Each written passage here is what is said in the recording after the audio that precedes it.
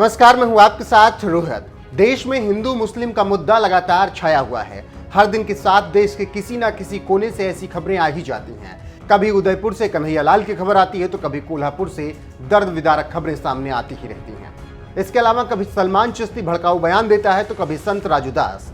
हर तरफ से धार्मिक उन्माद को बढ़ाने के लिए जतन किए जाते रहे हैं। लेकिन आज जो हम आपसे बात करने जा रहे हैं वो है हिंदू धर्म की, और ये बताने जा रहे हैं कि विविधता ही हिंदू धर्म की सबसे बड़ी ताकत है, जो कहीं और नहीं मिलती है। कई पहलुओं पर चर्चा करेंगे और आपको बताएंगे कि कैसे हिंदू धर्म की विविधता उसकी सबसे बड़ी ताकत है। और हम जिन पहलुओं पर बात करेंगे शायद आप भी उससे इत्तेफाक रखेंगे और खुद को जोड़ पाएंगे।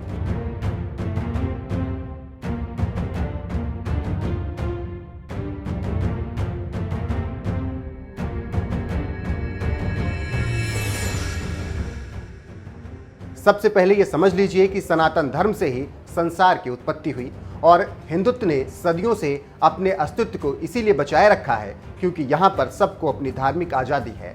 किसी के ऊपर कोई दबाव नहीं है। जैसे अपनी इच्छा से यहाँ पर लोग अपने धार्मिक मान्यताओं को मान सकते हैं, अलग अलग तरह से अपनी पूजा पाठ की विधि वो कर सकते हैं। यहाँ ईश्वर को पूजने का कोई एक तरीका नहीं है।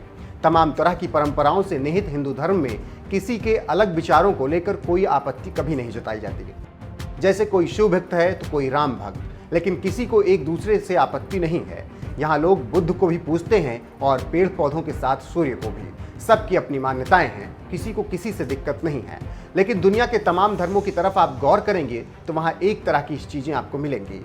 तरीका भी एक जैसा ही दिखेगा, चाहे आपको वो अच्छा लगे या ना लगे। लेकिन इष्ट को याद करने का वही मार्ग आपके सामने होगा। ऐसे में हिंदू धर्म ये बताता है कि जीवन जीने का तरीका यहाँ पर एकदम अलग है, लोगों के अनुसार है। भक्त अपने अनुसार अपने इष्ट की कल्पना कर सकते हैं, उन्हें अपने अनुसार वो पूज सकते हैं। यहाँ कोई ईश निंदा जैसी चीज़ें देखने को नहीं मिलती। ना ही हिंदू धर्म के इष्ट देवताओं के मजाक पर कोई सिर कलम करने पहुँचता है। ताज़ा उदाहरण ही देख लीजिए, ज्ञानवापी पर कितना मजाक बनाया गया, शिवलिंग पर किस कदर मजाक हुआ, जिससे उफान खड़ा हो सकता था। लेकिन यही हिंदू धर्म के अस्तित्व की असली कहानी है। यहाँ उग्र होने के लिए कोई भी जगह किसी को नहीं है। ऐसे में जो लोग धर्म संसद में भड़काऊ बयान देकर हिंदू धर्म को गुमराह करना चाहते हैं, उनको भी सोचना चाहिए कि जनता को भड़काकर वो कुछ हासिल नहीं कर पाएंगे। साथ ही ऐसे साधु संतों और उन उग्र लोगों को भी समझना चाहिए जो हिंदू धर्म को उग्र बनाकर कुछ हासिल करना चाहते हैं, क्योंकि इस धर्म का अस्तित्व ही शांति है और यही चीज हिंदू धर्म को शक्तिशाली, सहिष्णु और सनातनी बनाता है। साथ ही दूसरे धर्मों के प्रति उदारता ही इसे और महान बनाती है। और इसका सबसे बड़ा उदाहरण ये है कि ये धर्म सहनशीलता और विविधता वाला है। इसीलिए इस धर्म को सबसे ताकतवर धर्म कहा जाए तो गलत नहीं होगा। और यही बात यूपी के मुखिया योगी आदित्यनाथ भी कहते हैं। हिंदू महज धर्म नहीं है, वो कहते हैं यहाँ विविधता है और यही इसकी खूबसूरती है। सुनिए, डंके की चोट पर सीएम योगी आदित्यनाथ ने अपने पहले कार्यकाल में हिंदू धर्म को लेकर क्या कुछ कहा था। हज करने के लिए जब कोई भी जाता है, भारत का नागरिक या इस अखंड भारत का जो नागरिक है, कोई भी जाता है, उसकी पहचान भारत, पाकिस्तान या बांग्लादेश के रूप में नहीं होती, एक हिंदू के रूप में ही उसकी पहचान होती है। ये हमारी पहचान है। हिंदू कोई धर्म नहीं है। पता नहीं हम क्यों इसको धर्म सनातन धर्म है। उपासना विधियां अलग अलग हो सकती हैं, लेकिन हिंदू शब्द से इतनी चिढ़,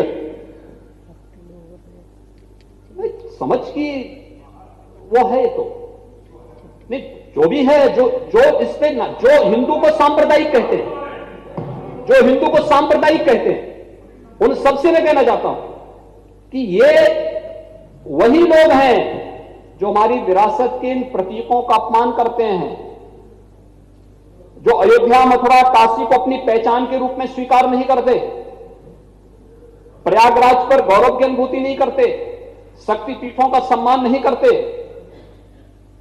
वही लोग हैं।